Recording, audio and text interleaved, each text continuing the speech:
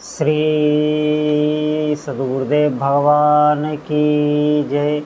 श्री सीताराम सरकार की जय। श्री राधा रमण लाल की जय। श्री गौरी शंकर महादेव की जय। सभी दर्शकों और भक्तों को कोटि कोटि प्रणाम। सबको प्रेम भरा जय जय श्री राधे, जय जय श्री सीतार। सभी भक्तों से प्रार्थना है कि बहुत ध्यान से सुनेंगे और आपके साधन जीवन में बहुत उपयोगी हैं आज की बातें। एक एक बात पर आप चिंतन करना, निश्चित आप सफलता को प्राप्त होंगे। तो सावधान हो जाएं और बहुत ध्यान से आप सुनें। देखिए, जब हम भक्ति करते हैं, साधना करते हैं, तो हमें ये देखना चाहिए कि क्या हमें अपने उपास्य देव, जो भी आपके इष्ट देव हों, जो भी आपके प्रभु हों, जिनकी भी आप आराधना कर रहे हैं, क्या उनका जब हम ध्यान करते हैं, उनका जब हम चिंतन करते हैं, तो हमारे भीतर क्या हलचल होती है, क्या व्याकुलता आती है, क्या हलचल होती है जब भी हम उनकी प्रतिमा या छवि को देखते हैं।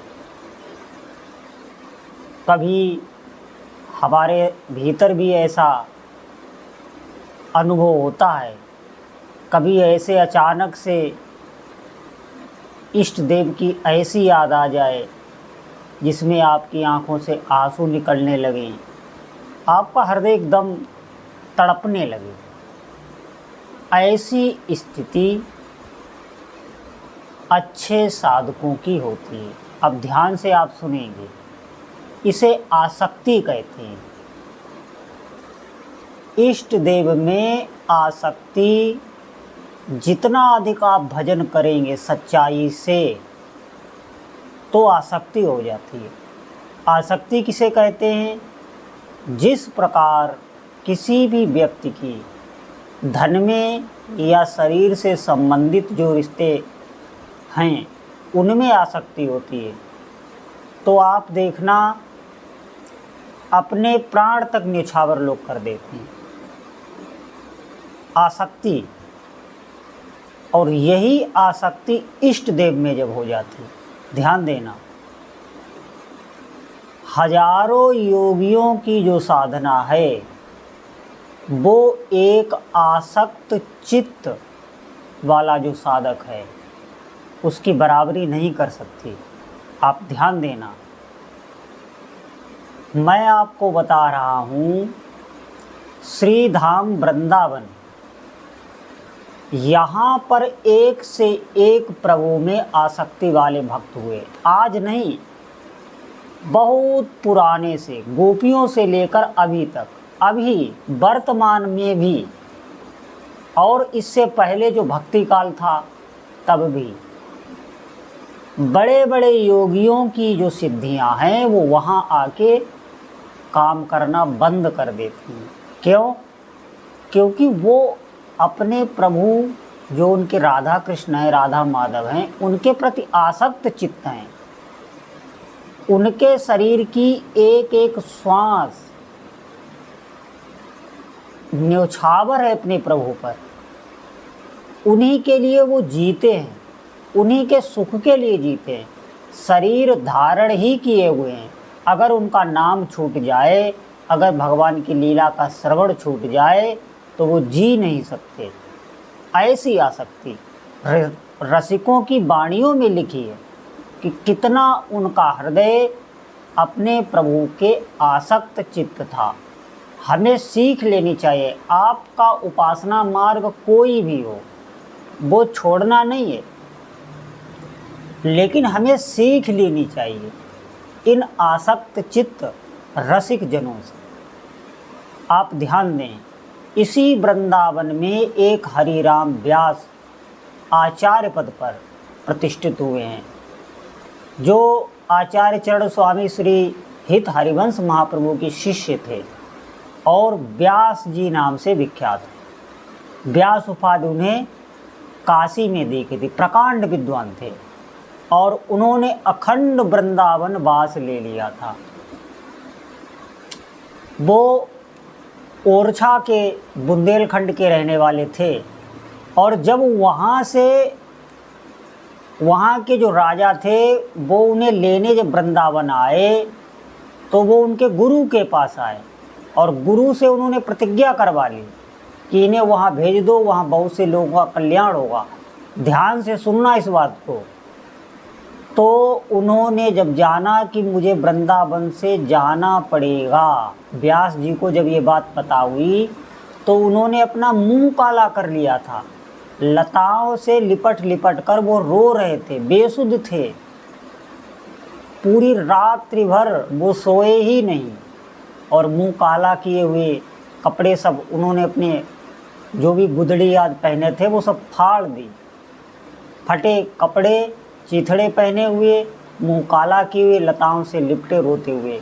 जब उनकी ये दशा हित हरिवंश महाप्रभु ने देखी तो उनसे रहा ना गया। वो कहने लगे ये जाने लायक नहीं है, ये अब अपने प्रिया प्रीतम में आसक्त हो चुके हैं, इनके प्राण निछावर हो चुके हैं। ध्यान देना, ये वहाँ की माटी की, वहाँ की भूमि की ये देन होती है, आसक्त चित्त। यही हमें अपनी उपासना में करना है। आप ध्यान देना इस बात पर। इसी वृंदावन में एक हिमालय के सिद्ध योगी आए हुए थे और उन्होंने वृंदावन का, उन्हें समाधि उनकी सिद्ध थी। वो बैठ जाते थे समाधि में तो बताओ कई दिन तक वो समाधि से उठे ही नहीं। सिद्ध योगी थे। लेकिन जब वो वृंदावन आए तो उन्होंने देखा कि अरे यहाँ तो सब खाने पीने वाले, गाने बजाने वाले संत हैं। उनके भीतर ये भाव आ गया। अब ध्यान देना। तो वो वहाँ से जाने लगे। उनके मन में विचार आया क्यों न हो एक वृंदावन की परिक्रमा कर ली जाए। वो वृंदावन की परिक्रमा देने के लिए गए। रास्ते में उन्हें एक संत मिले, ऐसे ही फक्कड़, बिल्कुल मैले कुचैले कपड़े पहने हुए, ऐसे ही परिक्रमा मार्ग पर जमीन में बैठे हुए। और वो उन संत से क्या बोले कि तू साधना तो करता है लेकिन लक्ष्मण जी को ध्यान नहीं करता, उनका ध्यान नहीं करता, उनको बाहर ही छोड़ देता है और फिर अंदर महल में भगवान सीताराम की सेवा करता है। ये बहुत बड़ी भूल हो रही तुझसे। अब आप समझो, वो अपनी समाधि में जाकर किस लीला में डूबते हैं और उनसे बहुत दूर बैठा हुआ वो संत, एक फक्कड़ संत, फकीर संत, वो उनसे उनके समाधि के भीतर के रहस्य को उन्हें बता रहा है, उनकी भूल को बता रहा है। वो योगी तुरंत ही दंडवत उन संत के पैरों में पड़ गए और कहने लगे प्रभु मुझसे बहुत बड़ी भूल हुई, जो मैंने ये सोचा यहाँ तो सब ऐसे ही संत हैं खाने पीने वाले। उन्होंने कहा, उन फक्कड़ संत ने, कि ये सिद्धों की सराय है वृंदावन, यहाँ सिद्ध भरे पड़े हैं। आप ध्यान दें इस बात पर। हमने देखा वृंदावन में जो आसक्त चित्त रसिक हैं अपने इष्ट देव के प्रति, और सारी सामर्थ्य आसक्ति से ही आती है। यही हमें अपनी उपासना में लाना होता। और जितने भी संत होते हैं ये ऐसे चित्त वाले, ये सिर्फ सामर्थ्य नाम से आती है, भगवान नाम से। वहाँ की रजकी वो पूरे अपने शरीर पर लेपन करते हैं और नाम, अहर्निश नाम जप करते हैं। जो भी आहार करते हैं वो अपनी प्रिया प्रीतम का अधरा अमृत उनको भोग लगा के ही वो पाते हैं, शरीर पोषण के लिए। ऐसे ही नियम से वो चलते हैं।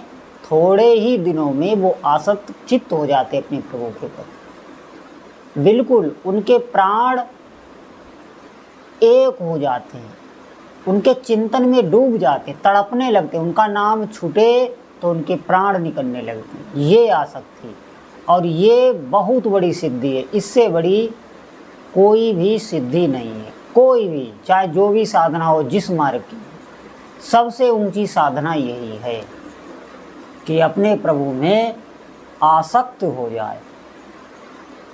फिर संसार की कोई जगह ही नहीं है।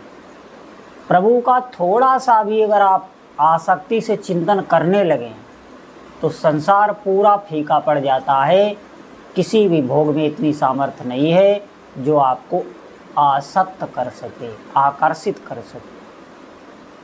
तो सभी साधकों से प्रार्थना है कि सच्चाई से आप नाम जप करिए और लक्ष्य यही रखिए कि मुझे प्रभु के चरणों में प्रेम हो जाए, आसक्ति हो जाए।